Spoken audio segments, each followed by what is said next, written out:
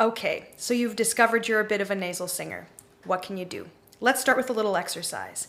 Nga, nga, ng. What's the purpose of this? When we say the tongue is touching the roof of the mouth. When we say ga, it should be the complete opposite. The jaw and tongue should relax down. Now, I'm going to be honest with you. I have seen nasal singers work really hard and become not nasal singers. But the truth is, it takes a lot of work and often a good investment of time. But it can be done. When I say relax, what am I talking about? Well, we need to get the tongue to relax down and away from the roof of the mouth, especially at the back, mid and back. You can't force it down or else it just pops up somewhere else.